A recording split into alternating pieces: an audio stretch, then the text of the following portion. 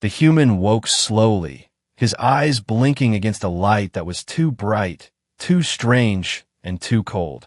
He tried to move, but chains held his wrist tight, digging into his skin.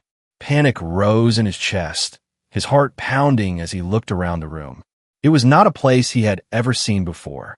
Tall walls of metal and glass stretched in all directions, glowing with colors he could not name. Strange machines hummed and pulsed, and the air smelled sharp and clean, not like Earth. He tried to remember how he got here. A memory came in pieces, blurry and broken. One moment, he was walking in the park, feeling the wind on his face. The next, he was falling, or maybe he had been dragged. Everything after that was a shadow, a blur, a fear that he could not shake. A door hissed, sliding open silently, and a figure stepped inside, tall and elegant. She moved with a grace that was almost frightening. Her skin shimmered in a way that made it hard to look at her directly. Eyes like burning stars fixed on him, and for a moment he felt as if she could see into his soul. She spoke, her voice smooth and cold. "You are awake." The human swallowed hard, his mouth dry, words failing him. She circled him slowly, fingers brushing the air near his face, as if testing him. "You belong to me now," she said, a small smile playing at her lips. Her words were soft, but the power behind them was clear. Chains rattled as he shifted, testing the strength of his bindings. They would not break, not yet, not here. He wanted to speak, to ask why, to demand freedom. But fear held his tongue, and respect, or maybe survival, held his body still. She stopped in front of him, her gaze sharp, almost curious. "Do you understand what this means?" she asked. He did not fully, but he knew it was bad, worse than anything he had imagined. Slavery was not a word he used lightly, but now it felt like his life. The human studied her, looking for weakness, any sign that she could be defeated. There was none, or at least none that he could see. Every movement was controlled, precise, like a predator watching prey. And yet, he felt something flicker in her eyes, a spark of interest, or maybe amusement. He did not know what it meant, but it gave him a small, secret hope. If she thought he was nothing, that might be her mistake. Hours passed, or maybe minutes. Time felt strange in this place. She made him stand, made him move, made him learn the rules of the room. Machines that he did not understand, panels that blinked with light, floors that moved without warning. Every step was a test, and every mistake drew a sharp glance from her. Pain was minimal, but fear was constant, gnawing at the edges of his mind. He learned quickly, because he had no choice. At night, he lay on a small cot, staring at the ceiling, chains still on his wrists, thoughts racing like wild animals. He imagined escape, though he had no plan, no tools, no allies. The city outside his window was a maze of light and shadow, impossible and beautiful. He wondered how many others were like him, trapped in this alien world, and he wondered what would become of him if he failed. The alien returned before he could sleep, moving like a shadow across the room. "You are stronger than I expected," she said quietly, almost a whisper. "Many break after the first day." He did not. He did not know how to respond, and she did not wait for him. She left as silently as she had come, leaving only the echo of her words. They lingered in the room, heavy and full of warning. The human lay awake for hours, listening to the hum of the machines. Every sound seemed amplified, every shadow a threat. But even in fear, he felt a strange determination rising. Chains could hold him, the city could hold him, even the alien could hold him. But his spirit, that was something they could not touch, not fully. He promised himself that he would survive, that he would fight, and that one day he would be free. The first morning came with light that burned through the windows. The alien was there again, watching him, her presence filling the room. "You will learn quickly, or you will suffer," she said. Her words were a challenge, a test, a warning, and the human met her gaze with all the courage he could summon. He would not break, he would not bow, not yet, not while he still had breath. Outside, the city waited, strange and endless. Inside, a human spirit refused to die. The story of survival, courage, and rebellion was about to begin. And though he did not know it yet, this was only the first step. The human woke to a sharp sound, a metallic chime that cut through the silence. Chains loosened from his wrists, not out of kindness, but because work was waiting. Guards with armor of silver and glowing eyes dragged him into a new chamber. This place was bigger, louder, and filled with machines taller than any building he had ever seen. Other slaves were already there, some human, some alien, all broken in spirit. They moved like shadows, their faces blank, their eyes empty. It was clear they had been here longer, and whatever hope they once had was gone. He felt a chill, realizing that this was his future if he allowed himself to be crushed. The alien mistress stood on a platform above, her gaze sweeping across the crowd. Her voice rang out, commanding, sharp, "You will serve. You will obey. Those who resist will suffer." The others lowered their heads, not daring to look at her. But the human raised his eyes, just for a second, and her gaze locked on him. She smiled, not kindly, but as if amused by his defiance. That smile told him something important. She noticed him, and she was watching closely. Work began, heavy and endless. Strange devices were pushed into his hands, tools that hummed with power. He was ordered to lift, to carry, to fix things he did not understand. Every mistake was punished with shocks of energy that burned his nerves. The pain was sharp, but the lesson was clear. He must adapt quickly. And so he learned, watching the machines, copying the movements of the others. But unlike the others, he did not lower his head completely. In his heart, he whispered, "I am still human. I'm not broken." Hours dragged on, sweat running down his face, his arms heavy, his chest aching. The alien mistress appeared again, walking silently between the workers. Her presence made everyone move faster, fear pushing them beyond exhaustion. When she reached him, she paused, studying his work. "Efficient," she said, her voice low. "But I wonder, how long will you last?" Her words stung, but not the way she expected. Instead of fear, he felt anger, and anger gave him strength. That night, he was placed in a cell with 3 other slaves. They looked older, their bodies scarred, their voices weak. One of them, a tall alien with dull green skin, whispered to him, "Do not fight. Fighting only brings pain." The human shook his head, his voice quiet but firm. "If I stop fighting, then I am already dead." The other slaves stared at him, confused, maybe even afraid of his words. They had forgotten what hope felt like, but he had not. Sleep did not come easily. Dreams of earth haunted him, the sound of wind in the trees, the warmth of sunlight, the laughter of people. Each memory reminded him of what was stolen, and each memory fueled his determination to take it back. The next day, the work grew harder. He was forced to climb high structures, balancing on narrow beams while carrying strange tools. Below, the alien mistress watched, her eyes sharp, waiting for him to fall. But he did not. His grip held strong, his focus sharper than ever.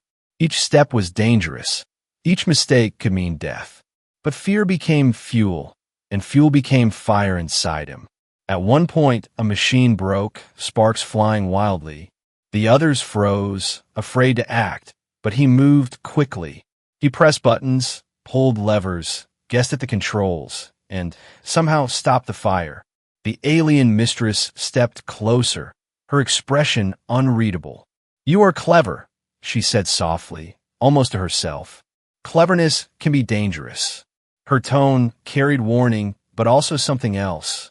A hint of respect, faint but real. Later, when he was alone, he thought about her words. Was she afraid of him? Or was she testing him, pushing him to see how much he could endure? Either way, he understood one thing clearly. She underestimated the strength of the human spirit. And that mistake would cost her. Days blurred into nights, but his resolve did not fade. He watched the guards, memorized their routines. He studied the machines, learning their patterns. Every task, every order, every punishment became another piece of knowledge. Knowledge that could be used someday when the moment came. Still, the weight of slavery was heavy. The chains, the orders, the endless labor, the constant eyes watching him. But in the quiet moments when no one else dared to think, he whispered to himself, "They cannot break me. I am human. I will endure." And somewhere deep inside, even the alien mistress began to wonder, why did this one not collapse like the others? Why did his spirit not bend under her control? Her curiosity grew, and with it, the beginning of a dangerous connection. The human did not know what tomorrow would bring. But he knew one truth: slavery was only the surface. Beneath the surface, a storm was growing, and when it broke, nothing in this alien city would ever be the same again. The human woke before the alarm, his body sore, but his mind restless. The cell was dark, the air heavy, and the silence was broken only by the faint hum of machines outside. The others lay still, chained by more than metal, chained by despair. But he was different. His eyes were open, searching, waiting, planning.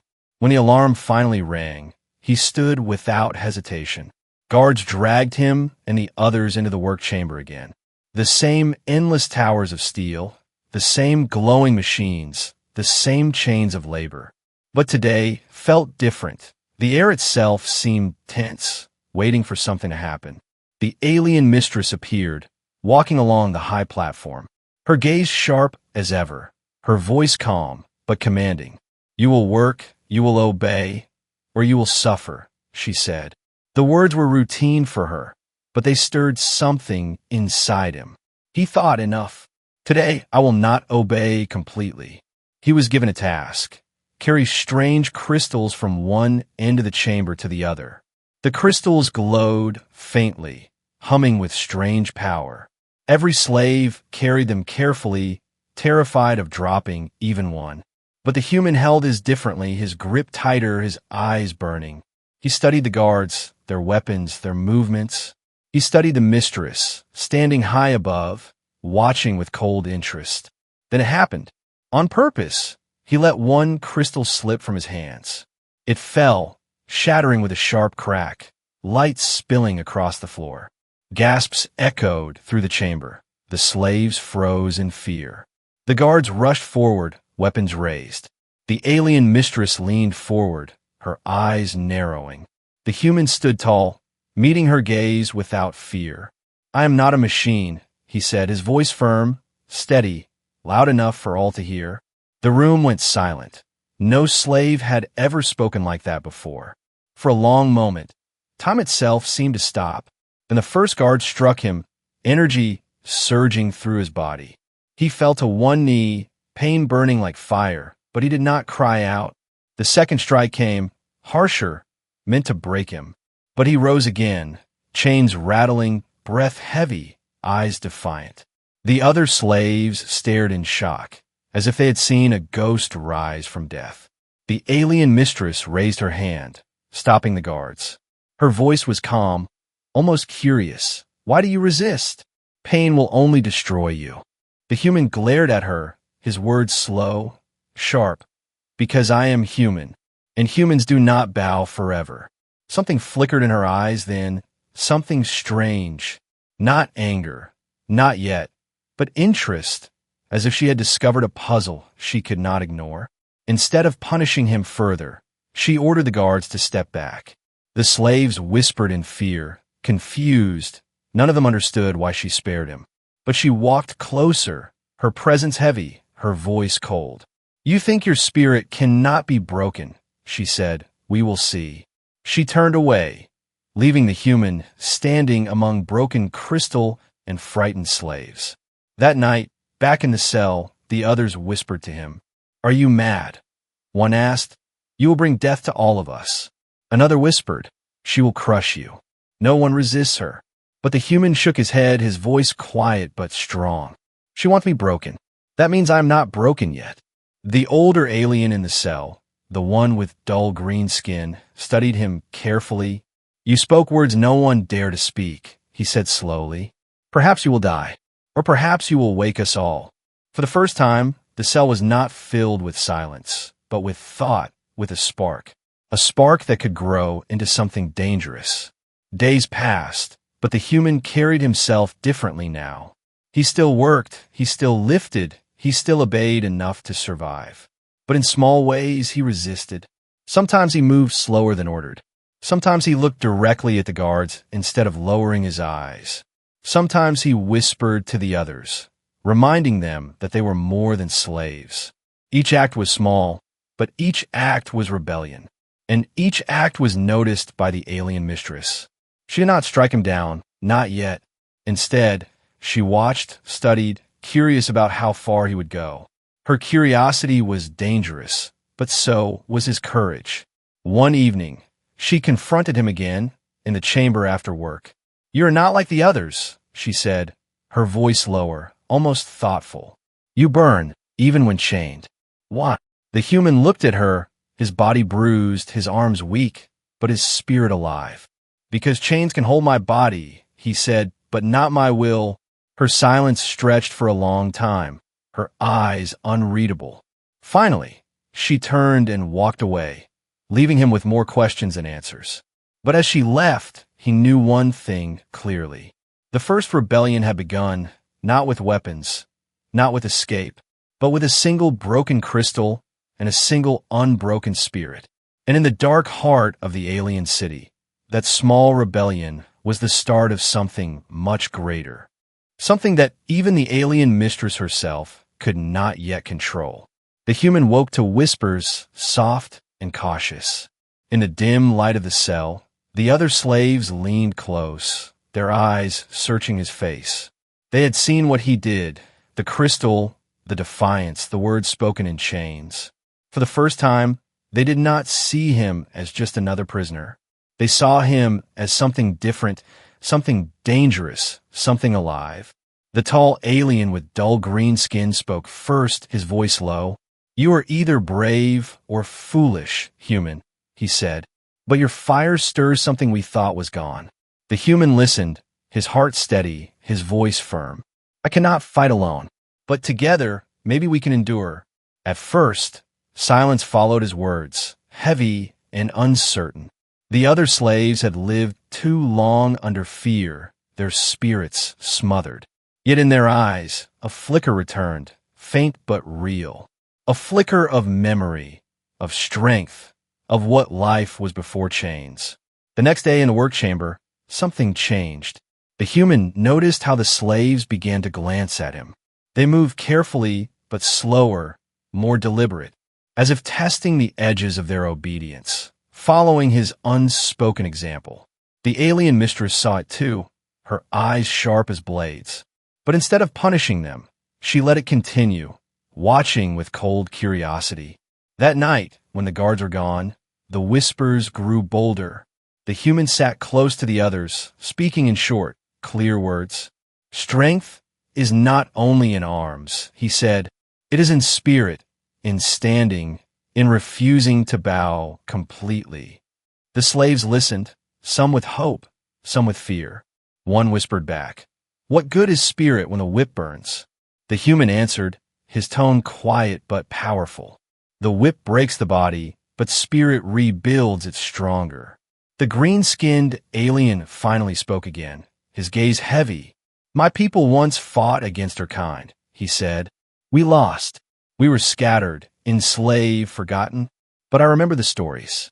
I remember the weakness of their machines." The human leaned forward, his voice sharp with interest. "Tell me," he whispered, "show me." So the alien spoke, slowly, carefully, teaching what he remembered. The machines that hummed, the crystals that powered them, the guards that relied on rhythm and routine. It was not much, but it was knowledge, and knowledge was a weapon. The human absorbed every detail, his mind racing. For the first time, he was not just enduring, he was learning how to fight back. Days turned into nights, nights into days. Small acts of rebellion spread among the slaves, subtle, quiet, but growing. A tool misplaced here, a crystal cracked there, a task done too slow. Alone, Each act was nothing, but together they were a whisper of defiance. The alien mistress noticed, of course she noticed, but she did not stop it, not yet. Instead, she studied it, her gaze always returning to the human. It was as if she wanted to see how far he would go. One evening, the human was ordered to repair a panel near the energy core. Guards stood close, watching every movement, but in the shadows, the green-skinned alien whispered to him, "Cross the wires here, only for a moment. The current will flicker, the alarms will confuse the guards." The human hesitated, his heart pounding. It was not escape, not yet, but it was a test of first strike. He took a breath and crossed the wires. The machines roared, the lights flickered, the alarms screamed. Guards panicked, running in different directions, their formation broken. For a moment, chaos ruled the chamber. The human held steady, his face calm, his hands quick. Then he restored the wires. The hum of the machines returned. By the time order was restored, no one could prove what happened. The alien mistress appeared, her eyes burning like fire. She looked at the human, and he felt the weight of her stare. "You think I do not see?" she said softly. "You play with fire, human. Fire consumes everything, even the one who lights it." But she did not punish him, not yet. Instead, she turned and walked away, leaving the slaves trembling with both fear and excitement. That night, in the cell, the whispers became louder. The green-skinned alien clapped the human on the shoulder. "You did it," he said. "You made them stumble." Others nodded, their voices rising in agreement. "We are not broken," one whispered. "We are not alone," said another. The human looked at them all, his voice strong, steady, unshaken. "This is only the beginning. Together, we can rise." The alliance was fragile, born in shadows. But in that fragile bond was a seed of rebellion, a seed of freedom, a seed that even the alien mistress could not fully crush. The human had allies now, and with allies came hope. And hope, once awakened, was the most dangerous weapon of all. The chamber was louder than usual, machines grinding, crystals humming, guards shouting orders. The slaves moved quickly, fear pushing them to obey. But in their eyes, something new had taken root, a quiet strength, a secret flame. The human had planted it, and now it was spreading. The green-skinned alien walked beside him, carrying heavy tools. "Today," he whispered, his voice low, "we test them again."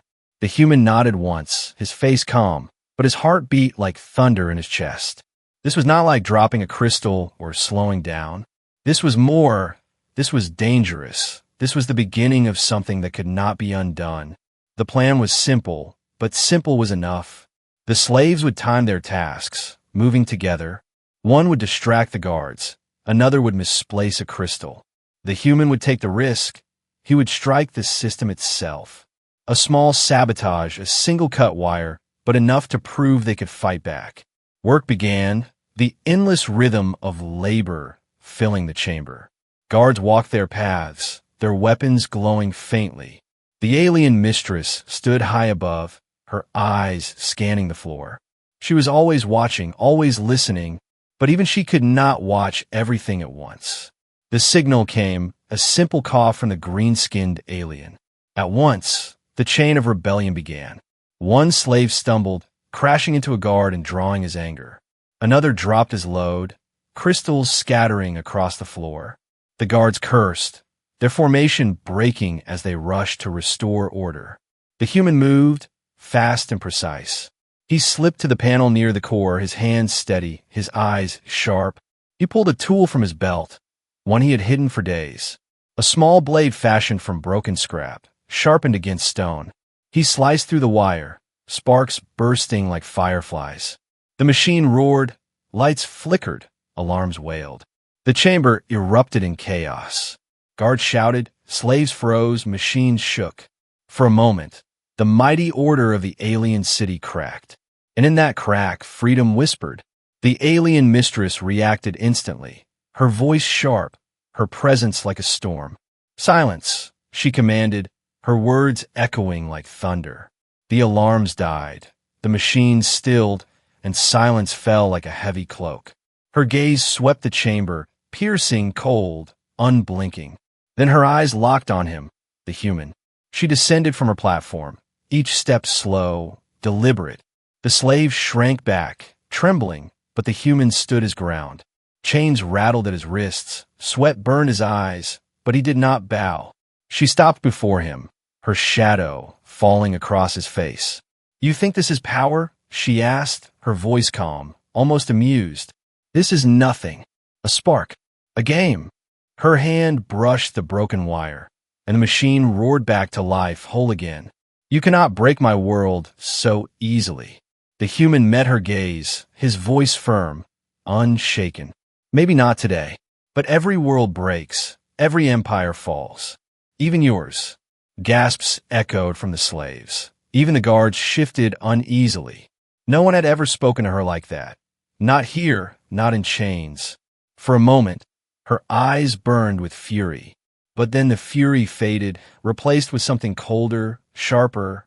A smile touched her lips, but it was not kind. "You are fire," she said softly. "And fire is beautiful before it dies."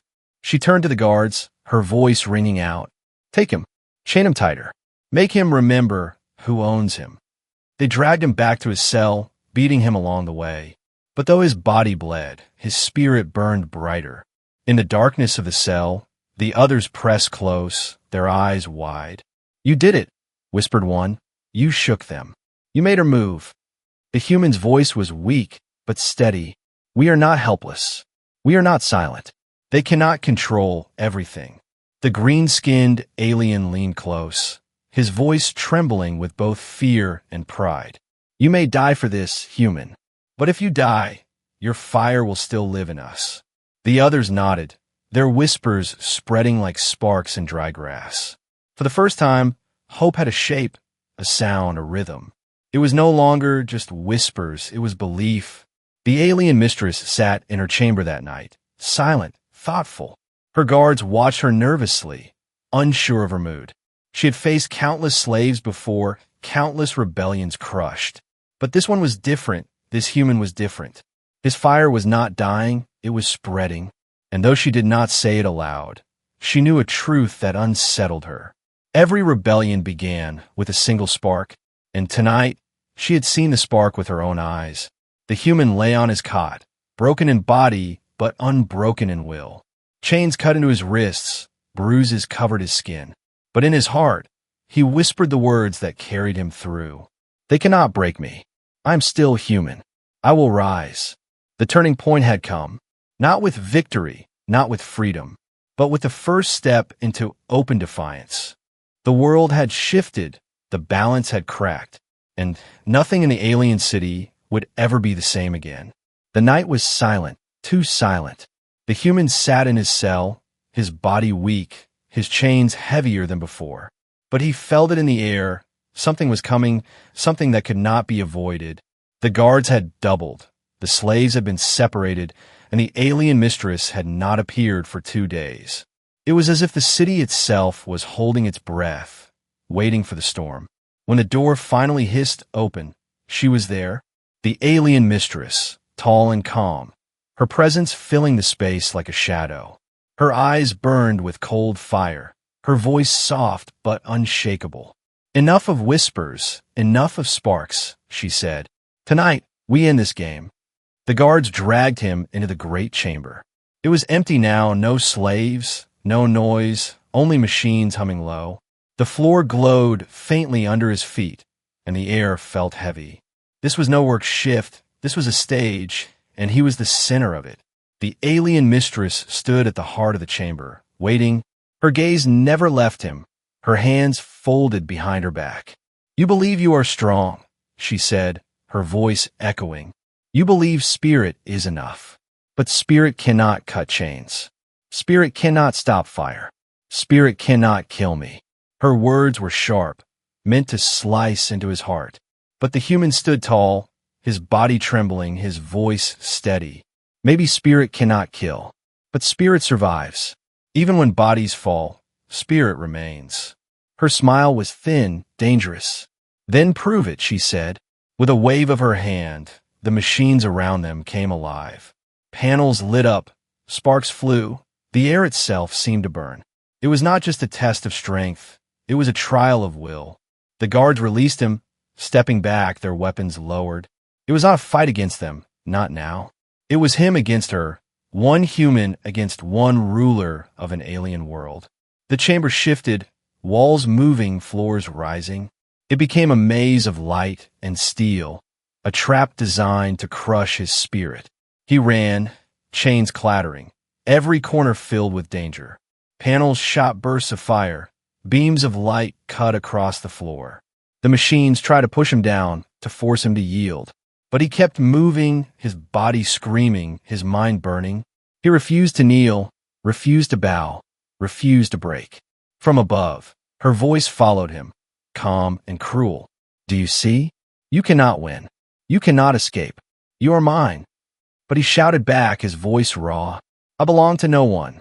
He reached a platform high above the chamber. His breath ragged, his arms shaking. The alien mistress appeared before him, stepping out of the shadows as if she had always been there. Her eyes glowed brighter now, her power pressing against him like a weight. You are fire, she said, but fire is small. I am the storm that smothers fire. The human stood his ground, his chains dragging against the floor. You see fire, he said, his voice hoarse, but fire spreads. It leaps, it grows, and one day it burns the storm itself. Her expression hardened, her calm breaking for the first time. She raised her hand, energy crackling at her fingertips. The machines around them roared, lights flashing, the air shaking. For a moment, it felt like the end, but he did not flinch, he did not bow. He stared straight in her eyes. And something shifted, not in the machines, not in the chamber, but in her. Her fire faltered, her hand lowered slightly, her eyes uncertain. Because in his defiance, she saw something she could not crush, something alien to her world, something she could not control. The strength of the human spirit, raw and unbroken. You are impossible, she whispered, her voice low. No chains, no pain, nothing bends you. The human's voice was quiet, but stronger than ever. You enslave my body, but you will never enslave my spirit. The silence stretched, heavy, unbroken. The guards shifted nervously, unsure if they should strike or wait. The alien mistress lowered her hand, her eyes still burning, but her smile gone. This is not over, she said, her tone colder than ice. You have defied me, but you will not win. I will break you, or I will watch you burn. She turned, her cloak swirling, leaving the chamber with a command. Take him back. Let him think he has won. Tomorrow, we begin again. The guards dragged him away, but this time, something was different. The chamber still hummed, the chains still cut into his skin. But he had stood against her, looked into her fire, and not bowed. And that alone was victory. As they locked him back into his cell, the other slaves whispered. What happened? One asked. The human leaned back against the wall, his voice tired but strong. She tried to break me, but I'm still here. And with those words, hope grew stronger than ever. The showdown was not the end, it was the beginning. The city had seen his fire, the mistress had felt his will. And soon, the storm would come, not her storm but his. The human woke to silence, heavy and strange. No alarms, no orders, no footsteps of guards outside the cell. The air felt different, tense, waiting like the moment before a storm breaks. He sat up slowly, his body aching, but his spirit sharp. Something was happening, something the alien mistress had not planned. When the door finally opened, he was not dragged but led. The guards' eyes avoided his, their steps uncertain, their movements slower than before. They marched him into the great chamber, but this time it was not empty. The other slaves were there, lined against the walls, their faces watching, their eyes wide. And above them, on her high platform, the alien mistress stood, silent, waiting. The chamber hummed with energy, machines alive, lights glowing. But there was no work, no orders, no crystals to carry. This was not labor. This was judgment. This was the end of their long trial. The alien mistress raised her hand, her voice cutting through the silence. "Look at him," she said to the slaves, her eyes never leaving his. "This one believes he is free. This one believes spirit is enough. Tell me, do you believe him?" The chamber remained silent, the slaves trembling, unsure. But then one voice spoke, soft but clear. "I believe," whispered the green-skinned alien. The words echoed, bouncing against the walls. Another voice followed, then another, until the chamber filled with whispers. "We believe. We believe."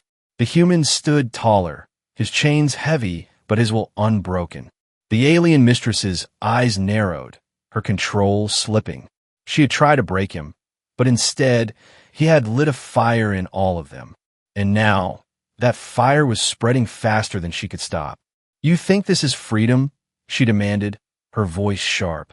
"They're still in chains. You are still mine."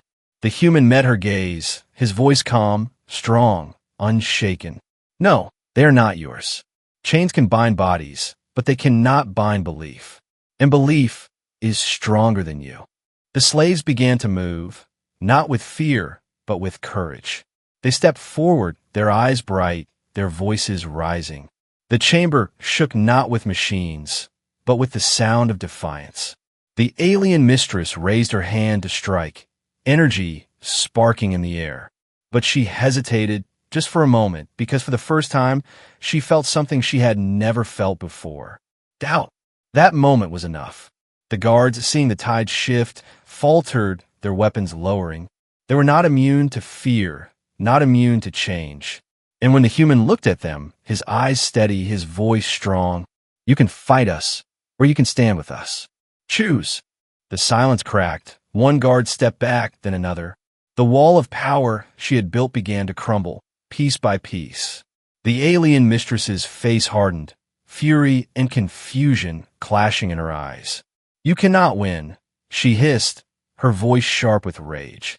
But the human only shook his head. "We already have, because you wanted to break me, and instead, I broke your chains." The slaves surged forward, not with weapons, but with unity. The chamber filled with their voices, with their strength, with their spirit. The alien mistress raised her hand once more, but she did not strike. Her power could crush them. Yes, but power meant nothing against the will she could not touch. Her hand fell, her voice a whisper. "Impossible."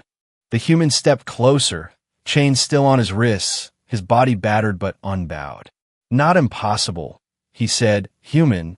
Silence spread, heavy and final. The alien mistress turned away, her shoulders heavy, her fire dim. For the first time, she had no words, no command, no control.